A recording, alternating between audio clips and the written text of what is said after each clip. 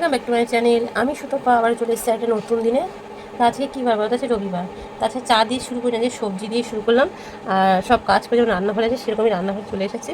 আর দেখো কাঁকরোল, ঝিঙে, টমেটো আর দিয়ে আলু সব কেটে ধুয়ে নিয়ে এসেছি আমি। তো ওদের প্রত্যেকে জানো যে আমি কেটে ধুয়ে আগে সেরকমই রেখেছি। আর এখন যেমন রান্না করবো সেরকম পিস পিস করবো সেই আর কি। তা আজকে যেহেতু রবিবার, তার সাথে চিকেনটা সেটা ধুয়ে নিয়ে এসেছি, এবার এটাকে ম্যারিনেট করবো। আর তার আগে ভাজাভাজিগুলো করে নেবো।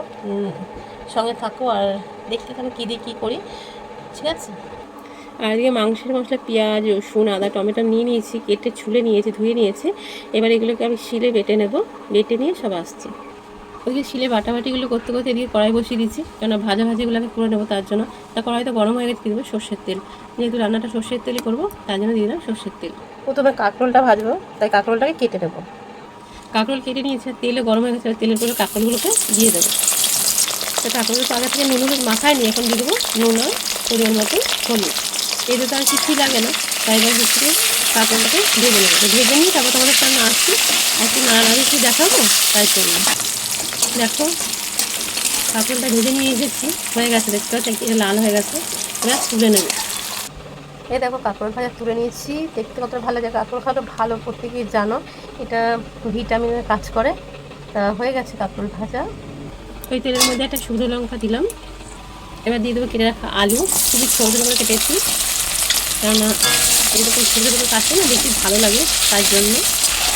যে কোনো তরকারি রান্না করতে গেলে তোমরা জানো আমি এরকম আলুটা ভেজে নিই। এই আলুর মতন করে দিয়ে দিলাম একটা পেঁয়াজ, ছোটো সাইজেরই পেঁয়াজ দিলাম। এবার এটা একটু নাড়াচাড়া করে ভেজে নেবো। এর মধ্যে দিয়ে দেবো কিছুটা আদা বাটা করে, কাঁচা লঙ্কা দিয়ে দেবো, পরিমাণ মতন লবণ দিয়ে হালকা হাতে ভেজে নেবো।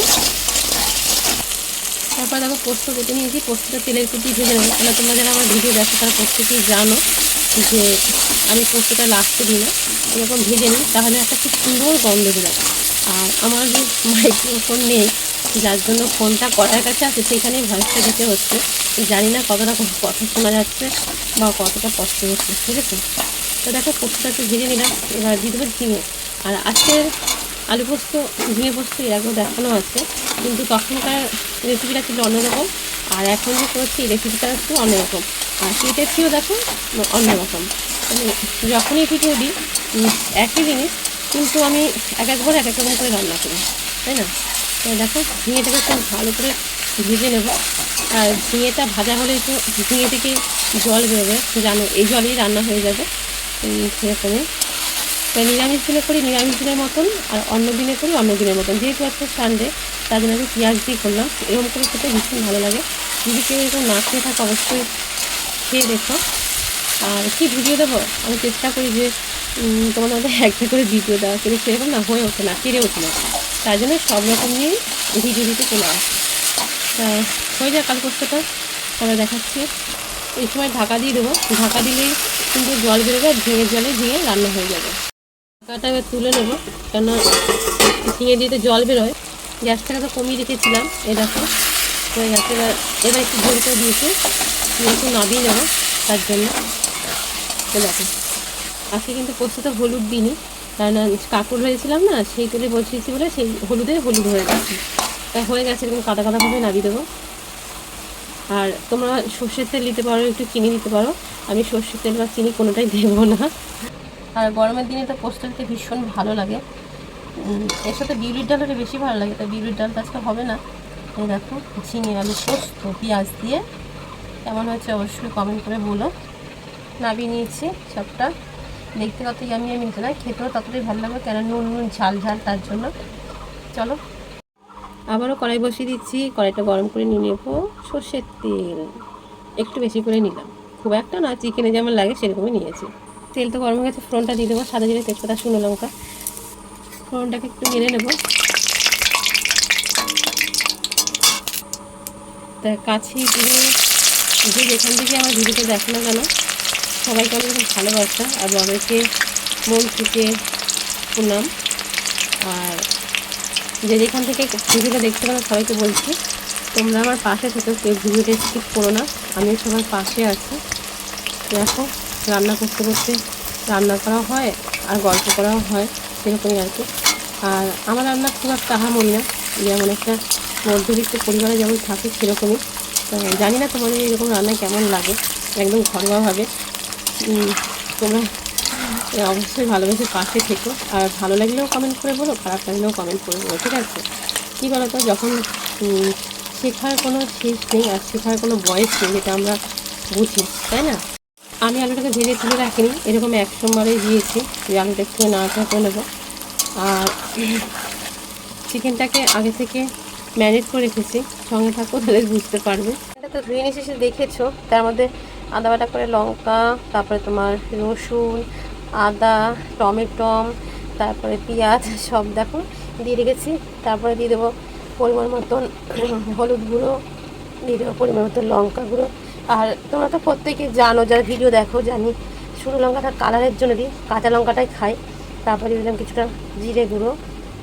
এবার দেবো সর্ষের তেল।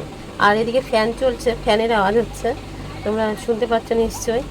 দেখো এবার সবগুলোকে এবার সুন্দর করে হাতের সাহায্যে মাখিয়ে নেব। ওদিকে পোস্তটা হচ্ছে, এই ফাঁকে আমি চিকেনটাকে ম্যারিনেট করে রেখে দিচ্ছি। এডিট করার সময় ভালো করে এডিট করে দিলেই হবে। ম্যারিনেট করে রেখে দেবো, পোস্তটা হতে হতে তারপরে চিকেনটা বসাবো। তো দেখো ম্যারিনেট করা হয়ে গেছে, এবার রেখে দেবো। এটা অনেকক্ষণ ধরে ম্যারিনেট করা আছে, আলুটা ভাজা হয়ে গেছে, এবারে চিকেনটা দিয়ে দেবো, এই আলুর মধ্যে দিয়ে দেবো। এবার ভালো করে যখন কষা ফ্রাই করতে নেবো, একই রান্না দেখাই ঘুরিয়ে ফিরিয়ে, তো তার আগেও বলেছি আবারও বলছি এরকম। সবাই আমার পাশে থেকে, আমি সবাই পাশে আছি। আর যারা নতুন আছে চ্যানেলটাকে সাবস্ক্রাইব করে দিও। কষিয়ে কষাতে তো অনেকক্ষণ টাইমই লাগবে, তাই না? যেহেতু চিকেনই বলো মাটনই বলো, কষাতে অনেকক্ষণই টাইম লাগে। দেখো অনেকক্ষণ ধরে কষাচ্ছি, আর তোমাদের তো দেখানো যে লবণ দিয়েছি। আর এখন গরম মশলাটা দিয়ে দেবো, যেটা শিলেই বেটেছি, সব মশলা শিলেই বেটেছি, শিলে মশলাটা ভালো হয় তাই।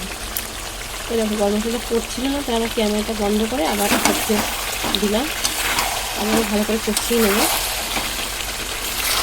আর তোমাদের প্রত্যেকে জানো, মাছই বলো মাংসই বলো, যত কষানো হবে তত তার টেস্ট করবে, তা সেরকমই আরও বেশ খানিক্ষণ কষিয়ে নেবো। বাইরে তো এত মেঘ করেছে, তরকারিটা পুরোপুরি দেখাতে পারলাম না, মেঘের ভাবতে শুনতে পাচ্ছ।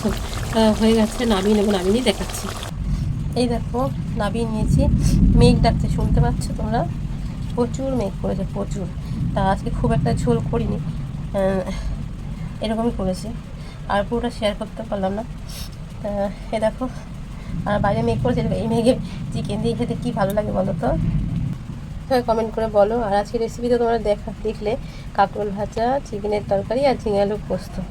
সঙ্গে থাকো, একটি বিষয় তোমার সাথে শেয়ার করবো। ভাত তো আছে, আর দেখো ময়দা মেখেছি, লেচি কেটে নিয়েছি, ময়দাটা ভাজবো। তার জন্য বসে দিচ্ছি কড়াইতে সাদা তেল, তেল গরম হয়ে গেছে। আর এদিকে দেখো বেলে নিয়েছি, এটা এবার তুলে ভেজে নেবো। এই দেখো লুচি লুচি ফুলকো লুচি বলে না, তেলটা একটু কমই দিয়েছি, খুব একটা তেল দিইনি, কেননা অত তেল দেওয়ার জন্য দেবো না বলে, তাই। দেখো বাইরে হচ্ছে বৃষ্টি, আর এখানে হচ্ছে মাংস, তারপরে লুচি, তারপরে জানোই ঝিঙে আলু পোস্ত, কাঁকরোল ভাজা, ভাত, আবার লুচি, যে যেটা খাবে, বুঝতে পারছো? এই যে হয়ে গেছে, তুলে নেব, প্লেটে তুলে নিলাম।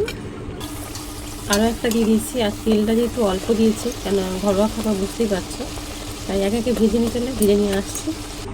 নামিয়ে নিয়েছি, আর থালাও নিয়ে নিয়েছি। তোমরা তো জানো এখন আমের সিজন চলছে, আর আম খাবো না তাই কখনো হয়। আর চিকেনটা নিয়ে নিয়েছি। তাই কেমন লাগলো আজকের রেসিপি, কেমন লাগলো আজকের ভিডিও, অবশ্যই কমেন্ট করে বলো। সবাই ভালোবেসে পাশে থেকো, সবাই সুস্থ থেকো, ভালো থেকো। দেখা হবে নতুন কোনো ভিডিওর সঙ্গে। তাহলে আজকের মতন আসি, সবাইকে তাহলে টাটা।